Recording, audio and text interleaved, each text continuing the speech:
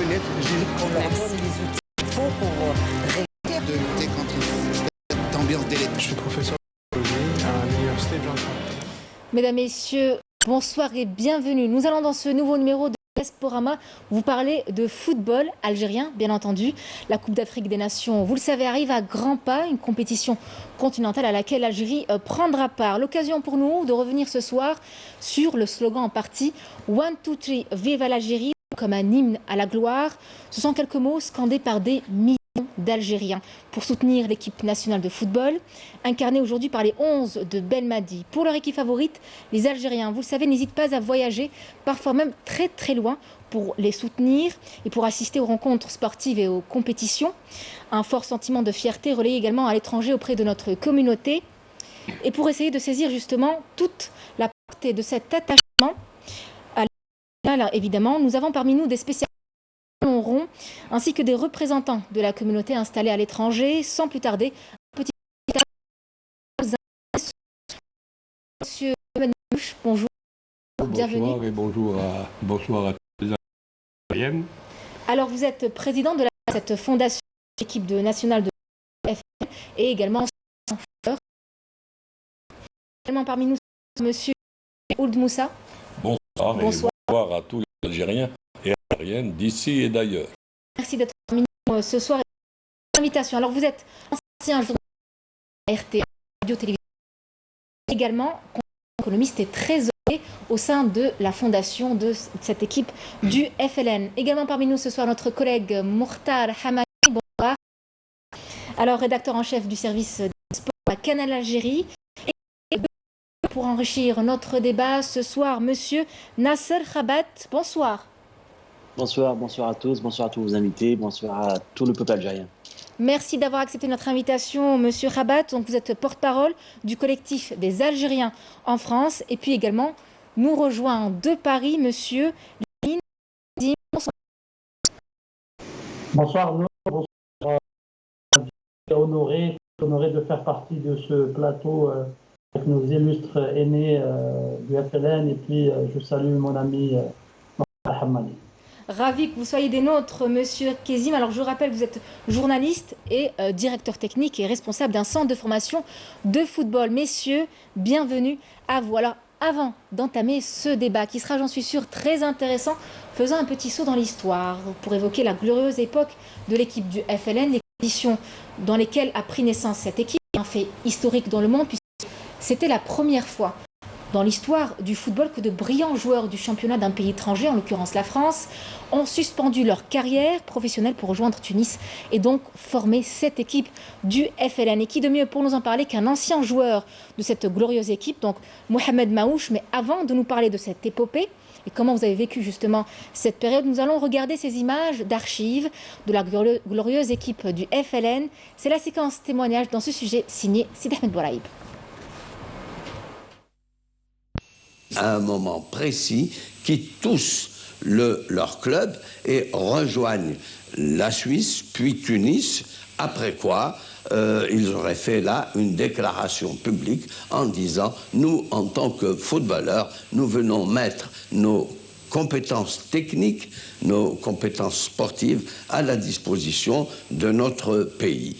Je peux vous dire que ce départ valait autant que 10 ou 15 ou 20 embuscades. 10 footballeurs nord-africains, tous vedettes internationales du ballon rond, ont quitté la France au cours d'une opération parfaitement orchestrée. Certains fugitifs ont rallié Tunis, où ils ont été immédiatement pris en main par des émissaires du FLN.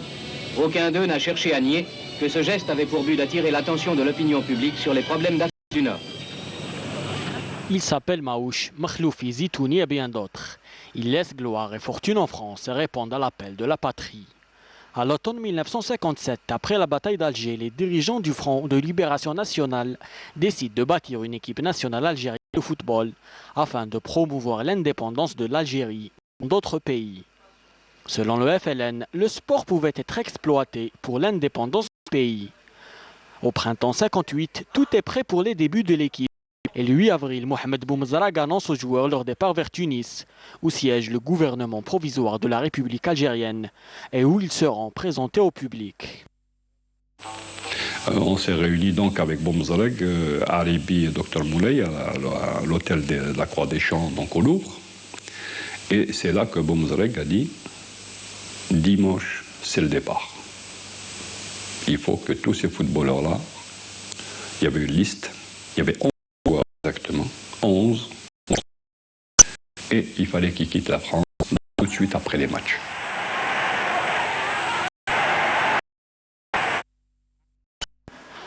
Mustapha Zitouni, qui devait participer 2 mois plus tard à la Coupe du Monde en Suède, était promis à une très grande carrière. J'étais le plus connu. On est venu me solliciter pour essayer de former une équipe combattante en Tunisie. La plupart des joueurs avaient déjà été contactés, donc j'ai répondu présent. Au sommet, j'étais au sommet. J'étais au sommet, oui. À Tunis, l'équipe commence immédiatement à s'entraîner. Le FLN demande en mai 1958 des propose, même les attaques n'aboutissent pas. Malgré les restrictions internationales, la sélection du FLN affronte, durant ses 4 années d'existence, plusieurs clubs de nombreuses villes européennes et asiatiques. L'équipe également contre des sélections nationales A, juniors et même militaires. Les joueurs du 11 de l'indépendance voyagent souvent dans un pays pour une courte durée afin d'y jouer des matchs et reviennent à Tunis où en tout, l'équipe aura disputé 83 57 14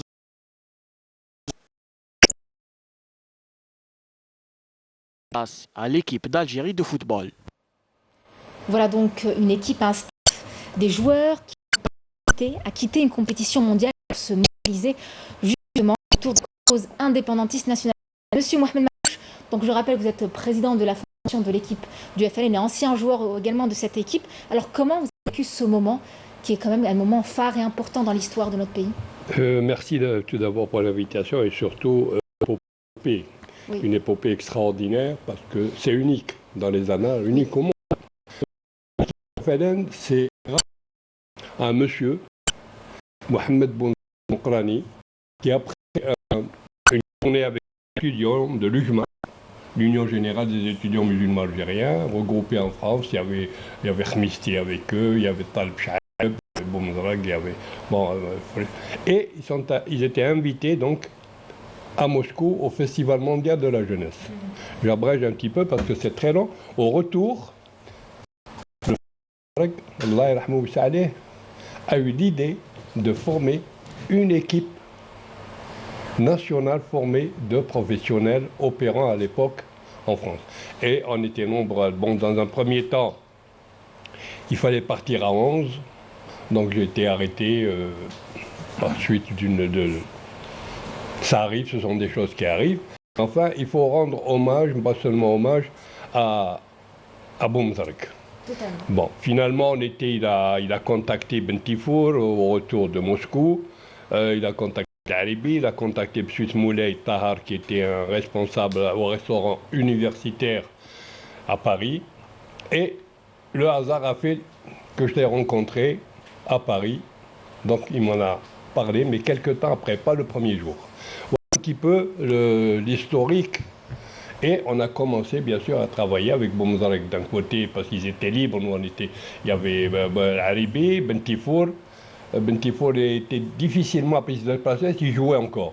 Aribi était libre, Boumzareg libre, et moi encore moins libre parce qu'on était militaire avec Rachid Mkhlouf, qui était en équipe de France, ainsi que Zitouni qui était titulaire. Et c'est Zitouni qui a qualifié en 1957 contre l'Espagne, en marquant bien sûr Di Stefano, un des meilleurs joueurs du monde, et qualifié la France pour le Mondial 58. Le sauveur de la France. Voilà. Oui.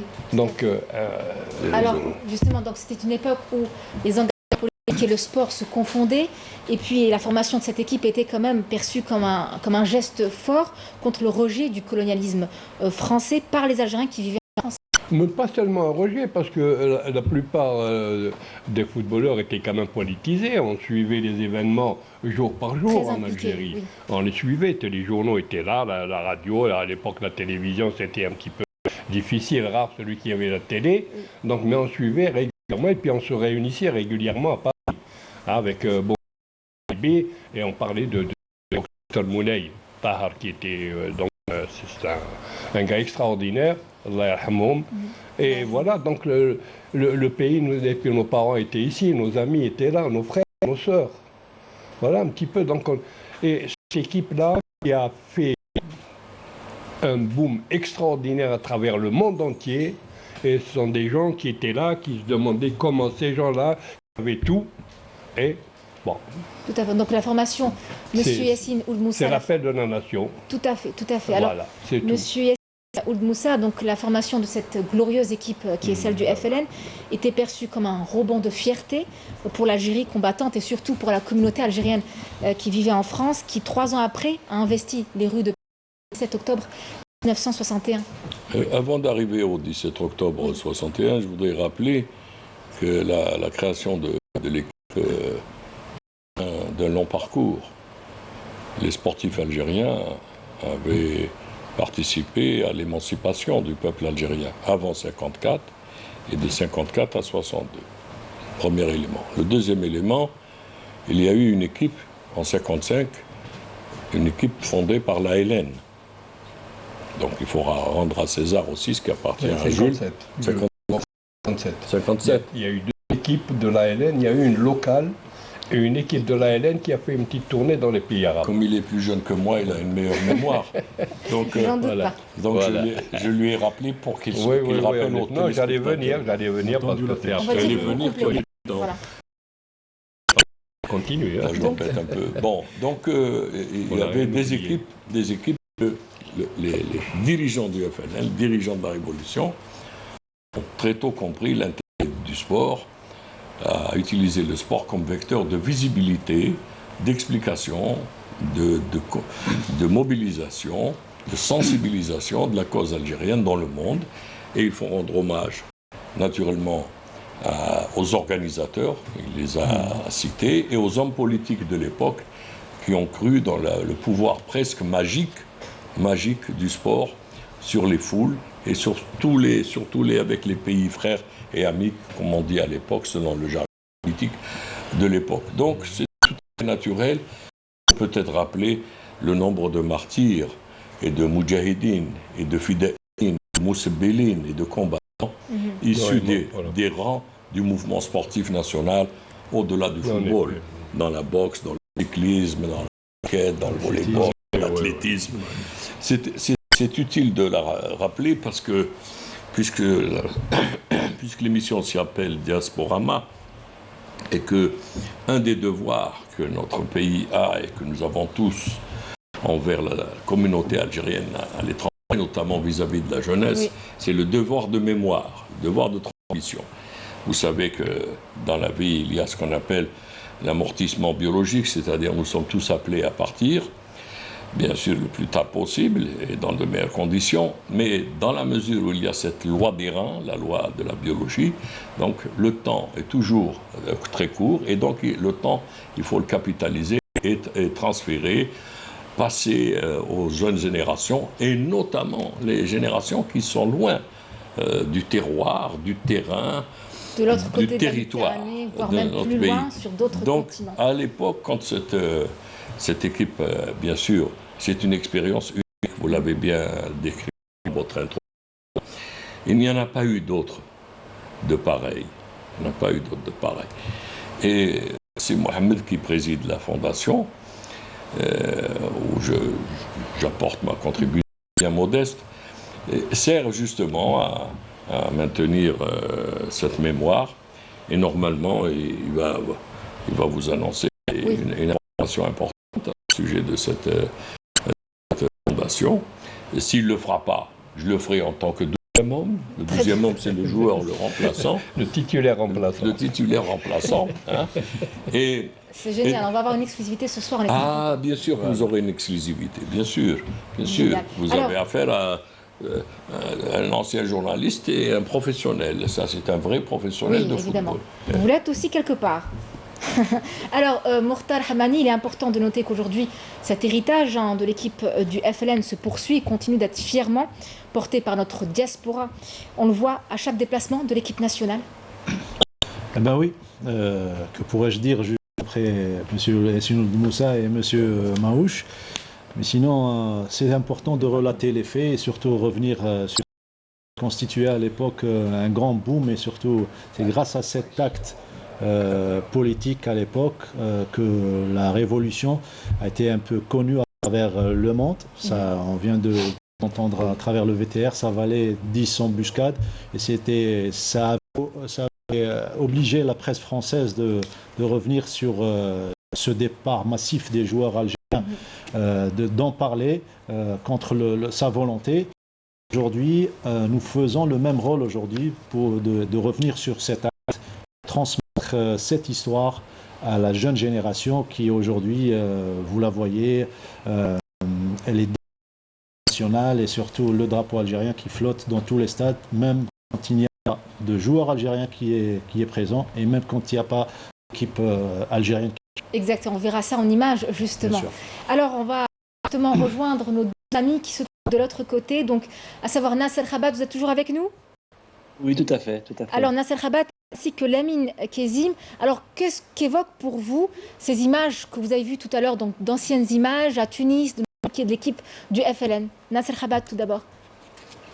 Écoutez, moi, elle m'inspire le respect, le grand respect, parce que finalement, ce sont des hommes qui se sont levés au moment où l'Algérie les appelait, et donc sans discussion, sans hésitation, devant les individualités et les profits personnels, ils ont laissé tout ça, et ils ont répondu à l'appel de la mère patrie, et ça, pour moi, c'était extraordinaire.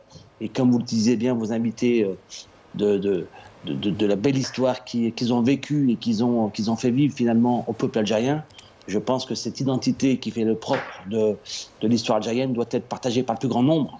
Parce qu'au-delà du drapeau, c'est une histoire faite d'hommes et de femmes qui, à travers cet exemple magnifique, je trouve magnifique de dévouement pour la patrie, magnifique d'engagement, magnifique de sens politique aussi. Je pense qu'une maturité politique qu'avaient les membres du FLN était extraordinaire. Une immense sur le jeu politique est venue déjouer finalement la communication au niveau des médias français justement, et c'est là que le coup était magnifique. Oui. En tout cas, grand respect à cette histoire et à ces hommes. Oui, alors Monsieur Kezim. Alors, tout d'abord, encore une fois, très honoré d'être avec nos illustres aînés FLN. Je dirais aussi, après tout ce que j'ai entendu, que à chaque fois que j'entends les anciens du FLN, cette belle histoire, c'est vrai qu'on a la chair de poule. Nous sommes une génération d'Algériens de l'indépendance et nous ne cessons jamais de remercier cette génération connaître à l'époque ce qu'on appelait l'affaire de l'Algérie ou autre sur le plan politique. En tout cas, sur le plan nationaliste, qui a été magnifique. C'est une très très belle histoire. Je suis fier de cette histoire. Et puis, a été faite après avec l'équipe nationale d'Algérie, qui a continué justement à partout à générer la curiosité d'abord et beaucoup d'engouement derrière cette activité. C'est vrai que nous pose, nous, en tant qu'Algériens, relativement pourquoi cet attachement à la patrie, comment se fait-il que qu'il y a cette relation avec cette équipe nationale. Et donc nous répondons souvent par rappeler cette histoire qui est née de ce mouvement nationaliste, qui est justement unique dans son genre, me semble-t-il, vous corrigez s'il y a une autre histoire comme ça. Et puis après, bien sûr, la révolution algérienne qui reste exceptionnelle, une révolution exceptionnelle dans le siècle. C'est pour ça que cette équipe nationale de football n'est pas née juste pour le football, elle est née pour des valeurs, pour justement laisser à toute une génération des repères et notamment du sacrifice, de la solidarité. Et justement, c'est ça qui fait maintenant la force encore de notre équipe nationale. Nous parlerons de ça tout à l'heure avec des histoires des différentes générations qui se sont succédées. Et puis aussi, nous parlerons aussi avec des détails sur cette jeunesse en France d'origine algérienne de 3e, 4e génération qui a un rapport exceptionnel avec la sélection algérienne ou avec le pays en général. Très bien, on allait vous demander. Merci Monsieur qui est avec nous. Nous allons vous faire vivre, chers téléspectateurs et invités également, les retrouvailles de l'équipe du mondial de 82 qui a marqué les esprits face aux jeunes Red Star Ball d'Allemagne. Un sujet signé à Afef Belhouchet. Regardez. Visage souriant, regard complice et allure fière, à croire que le temps torché de l'éclat de ces étoiles qui ont hissé haut et fort l'emblème national et ont été les bâtisseurs de la renommée internationale du football algérien. Des retrouvailles exceptionnelles pour un rendez-vous historique, un match gala qui vient clôturer la séquence mémorielle consacrée aux 60e commémorations des massacres du 17 octobre 61. Franchement, j'ai les larmes aux yeux quand tu vois des gens qui ont battu l'Allemagne, qui sont simples, qui viennent ici pour le 17 octobre pour honorer l'Algérie. C'est des patriotes.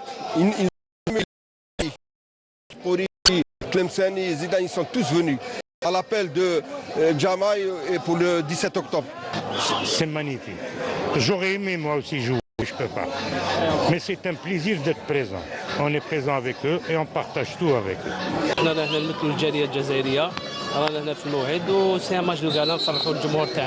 Pouvoir perpétuer la mémoire de tout ce qui s'est passé.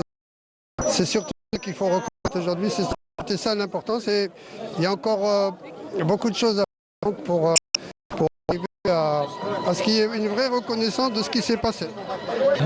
Il ne faut pas que l'histoire oublie ces enfants qui sont partis à cette date-là.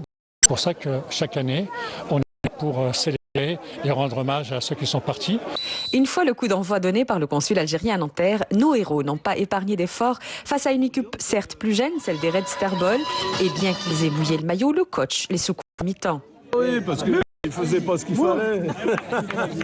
Indépendamment des résultats, ce spectacle fait chaud au cœur aux Algériens à Nanterre et au-delà. Et pour cause, ces mordus de football gardent un œil sur l'avenir proche, celui plus prometteur de notre sélection nationale dirigée par une main de maître, celle de Jamel Belmadi, que les anciens soutiennent et encouragent. Chaque année, cette équipe d'Algérie, elle progresse. Et avec Jamel Belmadi, qui est un entraîneur qui a fédéré surtout sur une qualité qui est propre maintenant sur les nouvelles générations, gestion humaine. Et il a fédéré gestion humaine de façon à ce que dans cette équipe, il y ait un groupe qui soit uni. Ils n'ont pas besoin de motivation, d'avoir des encouragements de X ou les Y. C'est une équipe nationale qui est mature. Beaucoup de choses et Inch'Allah ils vont le démontrer dans les prochaines échéances. Inch'Allah. Et on leur souhaite encore de continuer sur la voie qu'ils se sont tracés, qu'ils sont en train de sillonner l'Afrique et bien sûr on attend la Coupe du Monde. Elle est bien. Moi je trouve qu'il y a eu beaucoup de travail. C'est champion d'Afrique. J'espère que ça va continuer. Hein. Non, il va s'arrêter. D'excellents joueurs. Ah ouais, un petit mot pour les joueurs justement de l'équipe actuelle. Il faut en les encourager en Coupe du Monde. C'est l'essentiel, hein, c'est ça. Voilà, de plus loin, ils peuvent faire beaucoup de choses. On est les premiers nationales. Ces stars du football repartent tous avec des modestes trophées symboliques. On voit bien les images et on a bien vu Moustapha Dahleb était le premier binational qui a été introduit après l'indépendance de l'Algérie, la première fois qu'un binational jouait, donc un engagement qui était perçu aussi comme un événement et puis donc on aurait cru que c'est chaque époque il y a un engagement même s'il est quelque part différent. Il n'est pas binational. Non, Dahleb, si c'était bon, il est né en France, il a grandi en France, mais Dahleb il est venu pour faire son service national. Exact. Je crois qu'il est né à Gaïa en 52. Non, il n'est pas né en France. Il est né à Sedan. Je crois qu'il est né à Sedan. J'ai passé son service militaire ici. Le service avec le CRB. Il a joué au CRB. Le MEPS, il a joué au CRB en même temps. C'est de là que... Je voudrais juste, puisque nous sommes dans la séance souvenir, je voudrais rappeler que tous les joueurs que vous avez montrés dans ce VTR sont des joueurs qui étaient sous la férule, la coupe de M. Maouche, entraîneur à l'époque, et qui les a emmenés vers la qualification vers la Coupe du Monde. Responsable en chef. Responsable en chef avec un Russe, un célèbre entraîneur russe du nom de Rogov, et un autre Algérien qui était membre du staff du nom de Rabah Sadan, pour rendre à César ce qui appartient à Jules. Bon, on les a vus là 40 ans après. Bon, ils ont fait une très belle campagne. C'était lors du... Donc les séquences ont été filmées, je le rappelle, lors de la commémoration du 17 octobre. Oui, on voit, quand on les voit ventripotents et ballonner comme ça, on sent qu'ils n'ont pas... C'est pas ce sont pas des poulets de l'année, comme on dit. Bon, mais c'est bien qu'ils continuent à encourager les plus jeunes et puis à servir de modèle. Mais il y a toujours l'influence, Yassine, l'équipe du FL. Toujours un engagement, voilà. Oui, c'est un repère. L'influence de la révolution algérienne. C'est un repère. Moi, je sais, je vous raconte une anecdote avec le jeune Dahleb qui, cette année, doit avoir dans les 59, 52. 52, hein. Donc, on a une année en différence. Il me disait toujours, je lui disais, est-ce qu'on t'a sollicité pour l'équipe de France? Il m'a dit oui. Et je lui dis, mais pourquoi tu n'as pas joué? Il me dit, tu sais, c'est très difficile pour moi. Je ne voyais pas rentrer à la maison et dire à mon père que j'ai joué pour l'équipe de France. C'est fort. Dans une équipe qui a fait la révolution. C'est très fort. Hein. C'est très très fort. Très très fort. Quelle est la portée de cette image-là? C'est une image comme quoi les valeurs se transmettent de génération en génération. Le problème, c'est de savoir les transmettre. La génération de 52, c'était quoi? C'était 10 ans, c'est la mienne. C'est ceux qui avaient 10 ans à l'indépendance. Tout à fait. Moi, j'ai vu ce monsieur jouer quand il était fringant. J'ai vu ses copains jouer au stade à l'époque municipale, aujourd'hui le 20 août. J'ai vu une grande partie de l'équipe nationale, 64-65, qui était composée des anciens joueurs de l'équipe de Mkhloufi, Soukan, Mustafa Zitouni, les deux Soukan d'ailleurs. Les deux Soukan, les Bouchard. Bon, la plupart sont. Mais c'était une équipe de rêve. C'était une équipe de rêve. Si l'Algérie avait été indépendante à cette période, elle aurait été la première carré de la Coupe du Monde 50. Bon, on ne va pas se lamenter sur les souvenirs, mais c'est pour vous dire l'émotion. En général, je rappelle aussi, je profite de m'adresser à la diaspora, le rôle d'abord éducatif du sport et le rôle sanitaire. Et puis sur le rôle, là vous insistez sur le rôle de l'identification et la représentation internationale. Exactement. Tous les pays du monde, quand ils voient leur drapeau se lever, ils ont les larmes parce que c'est une façon d'exister. Alors justement, on va justement poser une question à notre ami invité, monsieur Lamine Kezim. Vous êtes toujours avec nous? Oui, toujours. Alors vous qui êtes formateur au sein d'une école de football à Paris, alors quelle est la portée de cette image? J'imagine que vous avez des enfants qui vous posent certaines questions, qui essaient de comprendre un peu l'histoire. Oui,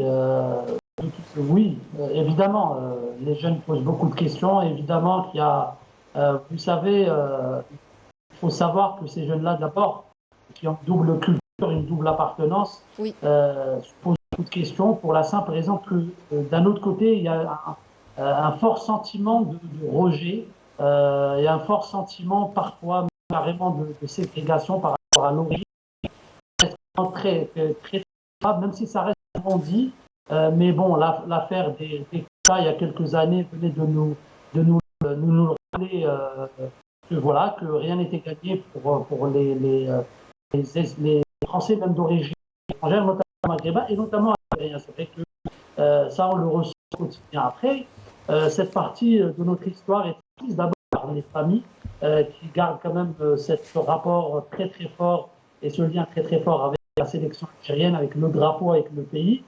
Et la diaspora algérienne en France est très présente dans tous les domaines. Et puis voilà, nous avons aussi, à part le sport, des représentants, des binationaux qui représentent souvent le drapeau, la culture, le sport, dans tous les domaines. Et rester dans le sport, c'est qu'il y a aussi un travail, à mon avis, l'un des maillons faibles, il me semble, c'est que probablement les responsables du football, en partir de SONG, en collaboration, pourquoi créer réellement une instance sur place pour de présenter encore une fois cette équipe nationale et pas jouer pour l'équipe nationale d'Algérie ne doit jamais être ça doit être un choix.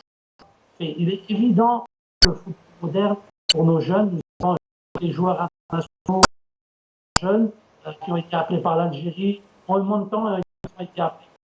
C'est très prédilection de la part de la française. Donc, et appartiennent à la formation française. Parfois, on doit aussi essayer de trouver une manière, une approche plus différente, plus professionnelle par rapport à cette jeunesse qui est là dans les centres de formation, qui voudrait vraiment absolument jouer pour l'Algérie. Vous avez partenaires pas à 100%, mais bon, après, il y a une carrière sportive, il y a un quotidien, il y a une pression, il y a des choses qu'on ne connaît pas comme ça, mais qui sont très importantes. L'Algérie doit, je pense, à mon avis, s'organiser afin d'avoir des structures officielles en collaboration avec nos politiques sportives autour de l'équipe nationale, à travailler avec les clubs et aussi avec la formation. Tout à fait, tout à fait. Merci Kezim. Alors, Monsieur Nasser Khabat, alors vous qui êtes porte-parole du collectif des Algériens en France, comment expliquer cet attachement de notre diaspora à l'équipe nationale au vert? Humblement, je pense qu'elle incarne collectivement la force du pays, la réussite du pays, en tout cas pour ces 2 dernières années, depuis 2018, et au plus haut niveau.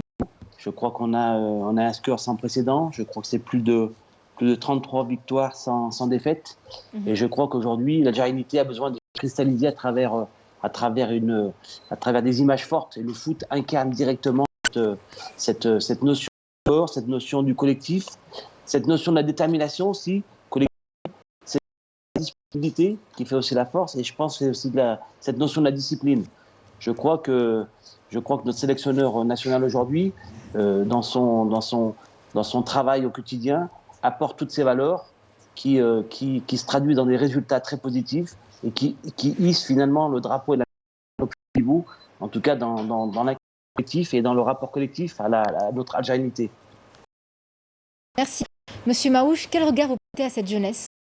Écoutez, il y a des gens, bon, chacun qui voit cette jeunesse, c'est une jeunesse formidable. Bon, bien sûr, il faut tendre des bras, il faut lui donner un maximum de loisirs, quoi, parce que cette jeunesse est perdue un petit peu, à part le football. Hein, des matchs quartiers, etc., le championnat, bien sûr, d'Algérie, l'équipe nationale, heureusement qu'il y a l'équipe nationale qui fait de très bons résultats, et en parenthèse, nous sommes solidaires, nous, en tant que fondation et en tant qu'équipe nationale de football du FNN, solidaires de M. Belmadi.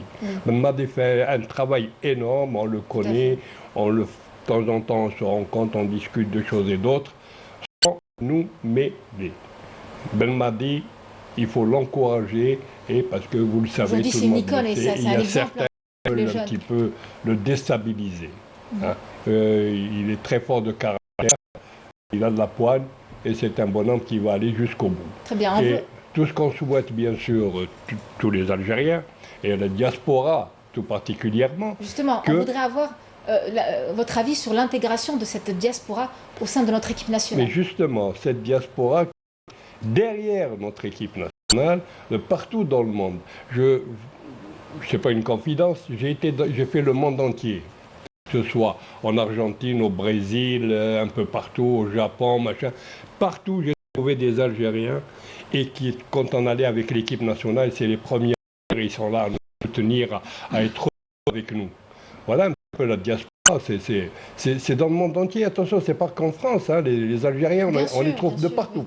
Oui. Moi, j'ai trouvé des Algériens partout, même en Indonésie, et ça s'est passé en 1956-57. Donc, parce qu'aujourd'hui, ils sont plus nombreux. Et aujourd'hui, ces Algériens sont là. Parce qu'attention, il y a une solidarité, il ne faut pas... Bon, il y a comme tout le monde, quoi, des petits problèmes, des machins. Mais pour l'équipe nationale, parce qu'on peut aller très loin, parce qu'avec l'équipe nationale Tana, bon, si on voit un petit peu ce qu'a dit Ho Chi Minh, ce qu'a dit le général Diop, des sommités. Oui. Hein? Même Nelson Mandela, la même chose, il devait nous recevoir pour la Coupe du Monde. Malheureusement, il a eu un malheur en famille, il n'a pas pu nous recevoir. Il n'a pas pu recevoir l'équipe nationale de football du FNN. Mais ça aurait été finon. Mais Ho Chi Minh a reçu l'équipe nationale, Diop a reçu, le roi Hussein, tous les pays ont reçu cette équipe parce que c'était quelqu'un de formidable, d'unique au monde. Unique. Diop a dit il dit la révolution algérienne, elle est wahda. Il y en a une. Il y en a une seule. Alors, Allah yarham Chouhada, parce qu'il ne faut jamais les oublier. Oui. Hein. Sans eux, on ne serait pas ici. Totalement. Alors, rapidement, Mourtada Mani, alors, en parlant d'image, il y a aussi cet aspect-là lié à l'image des médias, de la une de la télévision. Ce qui véhicule comme message, à cette époque, le monde entier venait de voir ces élégants joueurs du FLN rejoindre Tunis et pour que vive l'Algérie indépendante, oui, pour former justement l'équipe du FLN. Justement, le rôle des médias, d'où le choix du thème de l'émission aujourd'hui, pour parler de ce phénomène qui ne cesse de grandir. Yacine tout à l'heure parlait et disait que chaque pays, chaque population est fière de son pays. On a l'impression que chez nous, les Algériens, c'est un petit peu plus fort. Oui. Maouch a dit que les Algériens sont uniques à travers le monde. Vous allez en France. Il faudrait expliquer pourquoi c'est un peu plus fort. C'est un sentiment. C'est un sentiment. Non. C'est un ressenti. Oui. C'est un sentiment par rapport à d'autres sentiments. D'accord. Par rapport à d'autres sentiments, Alors, mais c'est surtout, je disais que vous vous déplacez en France pour rencontrer des jeunes Algériens, vous allez remarquer que c'est le même comportement avec les Algériens qui sont ici en Algérie, le même amour. Et Jamal Belmadi, on est le parfait exemple de l'intégration surtout, et ce qu'il a donné comme joie et euphorie après cette Coupe d'Afrique des Nations. Oui. Et donc, ça continue encore.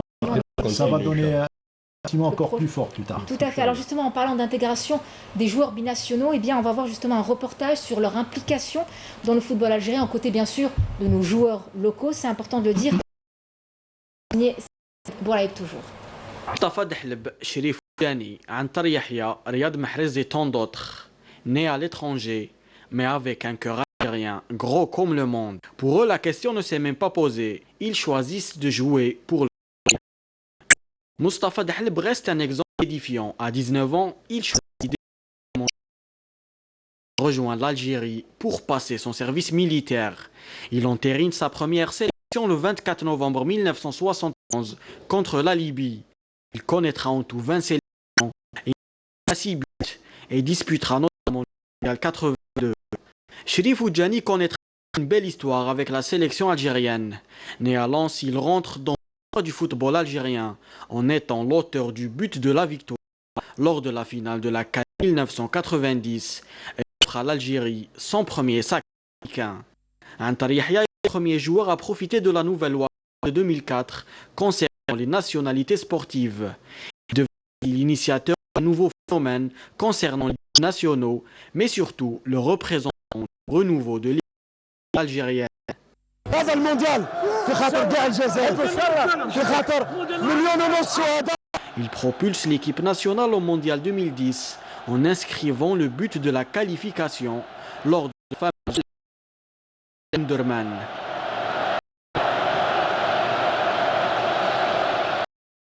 اليسرى من هناك تروح هاي جازة والهدف.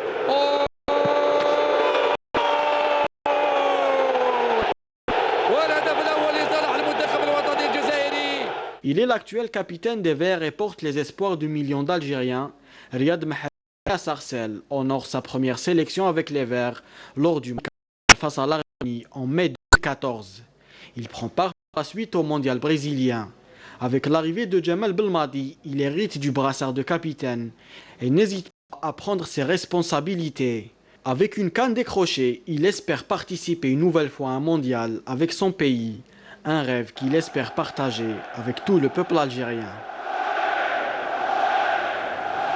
Sublime, magnifique prestation des joueurs comme Oudani en 90 ou encore comme vous l'avez vu sur ces images de Antar Yahya, Karim Ziani, Majid Bougoura et aujourd'hui la star, la grande star c'est Riyad Mahrez et puis on a un public aussi au sein de la diaspora qui reste extrêmement attaché aux 11 de Belmadi, aux 11 nationales. Tout cet écosystème, Monsieur Yacine Ould Moussa, a souvent porté ses fruits. Alors, il porte ses fruits pour des raisons identitaires. Mon ami Mourtada disait c'est une joie plus que les autres. Effectivement, elle est plus que les autres parce que la jeunesse algérienne n'a pas encore dans d'autres secteurs des repères puissants. Moi, je suis tout à fait heureux de voir des jeunes. Le seul bémol, l'arbre qui cache la forêt, c'est-à-dire l'équipe nationale qui cache la forêt du sport national, ça, il faut en parler, même si ce n'est pas le lieu ici, c'est le fait que les joueurs qui jouent à l'étranger ont la même passion que les joueurs qui sont ici. La seule différence, c'est qu'ils n'ont pas la même formation. Et jusqu'à présent, depuis un certain nombre d'années, il faut être honnête, nous bénéficions de la formation faite ailleurs. Faite ailleurs, je ne vais pas dire où, mais faite ailleurs. Et je connais un proverbe algérien qui était magnifique, qui dit rien. J'aurais voulu que notre pays ait les mêmes capacités de formation, d'organisation, de gestion, de sélection, de détection, de prospection, de financement, de championnat, etc. C'est un autre débat, ça c'est un débat avec Mokhtar, dans d'autres émissions. Dans d'autres émissions. Donc, leur intégration, elle est tout à fait légitime, elle est tout à fait normale.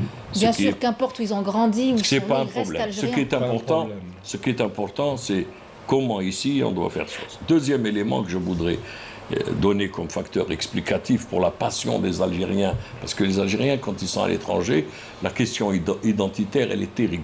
Vous voyez bien des matchs de Coupe d'Europe, et puis dans les tribunes, vous voyez un drapeau algérien. Qu'est-ce qu'il fait là? Qu'est-ce qu'ils font là? Etc. Parfois même dans d'autres disciplines. Alors, dans les autres disciplines, j'aurais naturellement souhaité qu'il y ait la même attirance pour les équipes nationales dans les autres disciplines.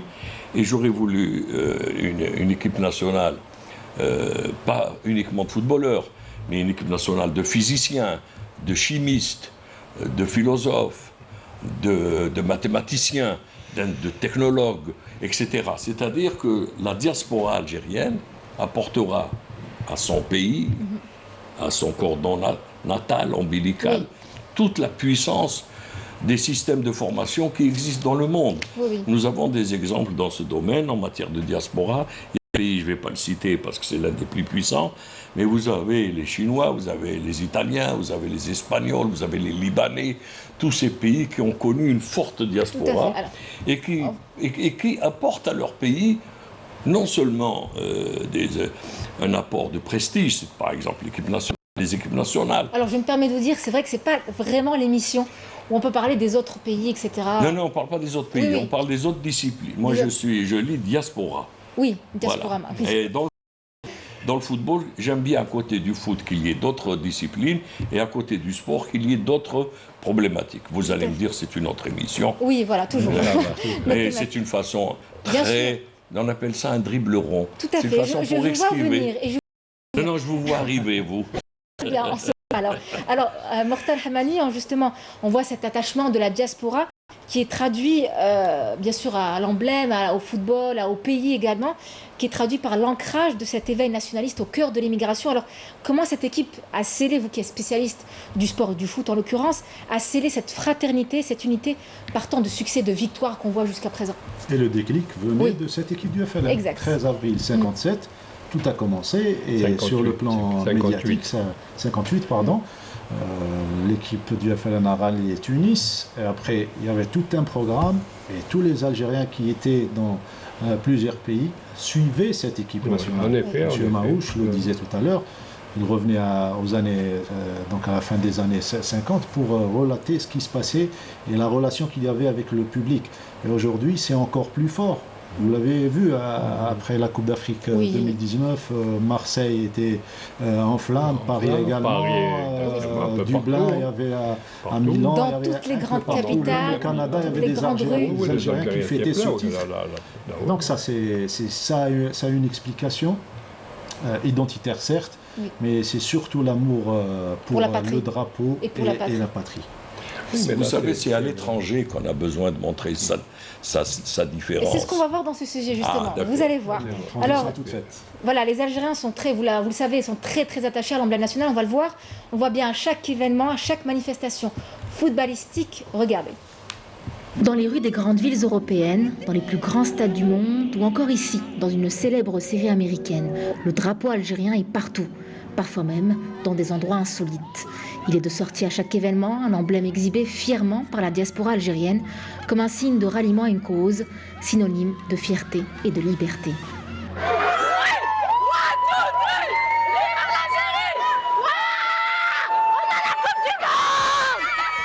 Le rapport qu'ont les Algériens avec leur drapeau intrigue et force l'admiration, à tel point que des non-Algériens se sont emparés de ce symbole car ils se reconnaissent dans ses valeurs. Incroyable! Je vous confirme, c'est pas un montage du tout. C'était bien ce drapeau-là. Sur YouTube, je vais avec l'Algérie, je suis franco-turc et aussi pour... je sais que ça tient à cœur de à tous les Algériens, c'est qu'un drapeau algérien, il le faut dans tous les stades. Exactement. Et c'est un peu pour ramener cette culture-là.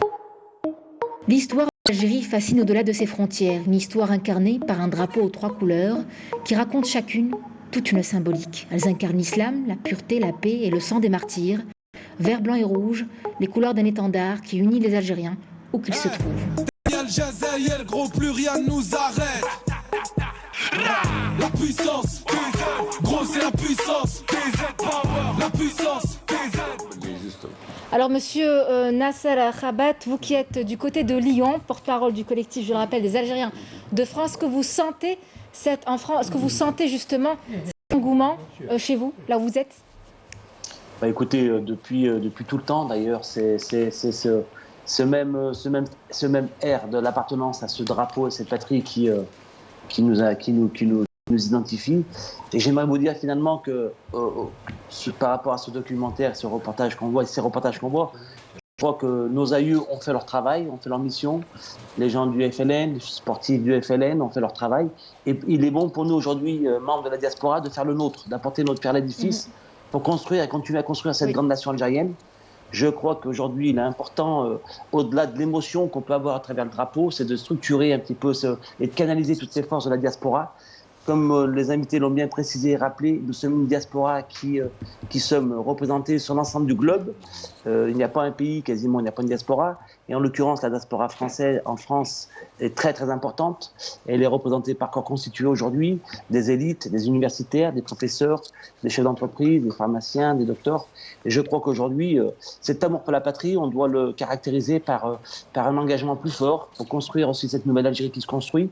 Je crois au-delà de l'émotion qui nous porte pour ce drapeau, aujourd'hui, je crois qu'il faut revenir sur des principes de construction collective, construction partagée, structurante pour la communauté, canalisante pour l'effort et pour la patrie. Je crois que c'est important.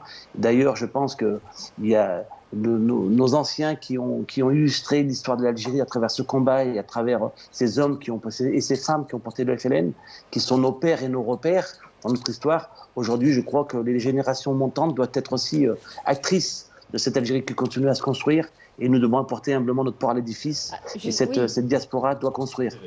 Tout à fait. Il y a aussi l'apport, monsieur Rabat, l'apport des épouses des joueurs de l'équipe de FLN qui les ont soutenus. Elles ont aussi toute leur importance. De toute façon, il n'y a pas un homme sur Terre qui n'a pas été porté par une femme. Oui, voilà. Que ce soit une maman, une épouse, et ce principe c'est un principe éternel finalement. Et je crois qu'il faut toujours rendre aussi hommage à toutes ces femmes qui ont aussi porté par leur sang, par leur dévouement et par leur combat. Elles ont laissé leur fils, leur mari, leur oncle, leur père, leur grand-père aller combattre pour cette liberté que nous avons aujourd'hui. Et je crois qu'aujourd'hui, de manière très solennelle, il faut aussi leur rendre hommage, et c'est un hommage qui leur appartient et qu'on leur doit naturellement. Tout à fait. Alors justement, avant de donner la parole à monsieur Kezim qui nous attend, alors monsieur Maouche, votre épouse? Moi, il n'y a pas seulement mon épouse, bon, il faut rendre hommage à toutes ces femmes, parce que la plupart étaient françaises et qui ont accompagné leur mari, mais alors avec joie et plaisir, quoi. Mais elles étaient tout aussi impliquées. Et bien sûr, la femme, il faut pas seulement lui rendre hommage, mais la femme pendant la Révolution, toutes ces maquisardes, toutes ces femmes qui sont engagées. Donc maintenant, si je parle de ma femme, bon, c'est vrai, elle était d'abord secrétaire de Maître Ben Abdallah, un des meilleurs avocats du FLN, etc., avec le collectif des avocats, la même chose. Elle était la plus jeune agente de liaison de la Fédération de France. Donc la mission, j'abrège un petit peu, la mission dernière nous a été confiée, ma femme et moi, Maître Ben Abdallah. Et c'est là les derniers joueurs, on les a ramenés donc à Tunis, à bon port. Mais actuellement, nous étions 32, on reste que 5. Et parmi les 5, Allah yarhamoum, les matoukul, parmi les 5, vous avez vu déjà Zouba, il est dans un état très fatigué, malade. Keroum, la même chose. Makhloufi qui est en France, qui se soigne aussi. Donc, alhamdoulilah, moi je reste un petit peu le plus... On souhaite très longue vie, on espère. Non, c'est pas tout, parce que... Oui, il a parlé des épouses. Oui. Il a oublié, rapidement, il a oublié la mère. Oui, on a parlé de la femme. Non, c'est pas la même chose. En général. La mère de tous ces jeunes gens qui sont allés soit par le ballon, soit par le fusil, soit... Ça, c'est très important. Ah aussi, sa place, bien sûr. Voilà. Alors, Monsieur Kezim, on l'a bien vu dans le reportage qui est passé il y a quelques instants, cette ferveur à la fin de dans chaque défilé, à la fin de chaque manifestation sportive, chaque compétition. Vous en pensez quoi? Oui, c'est une grosse fierté, c'est clair, le drapeau algérien de toute façon, et se représente pas mal aussi. En fait, le drapeau algérien, cette ferveur autour du drapeau algérien et cet attachement au pays a donné des ailes à beaucoup de communautés en France qui se sentaient justement exclues et qui participent de toute façon souvent à chaque fois que l'Algérie ou les Algériens sortent manifester. Après, il n'y a pas que le drapeau. Je voudrais juste souligner que le maillot d'Algérie dans les magasins en France, c'est le maillot le plus vendu. C'est un maillot collector. C'est-à-dire que même des gens qui n'ont rien à voir avec le football viennent acheter ce maillot. Marque de fabrique.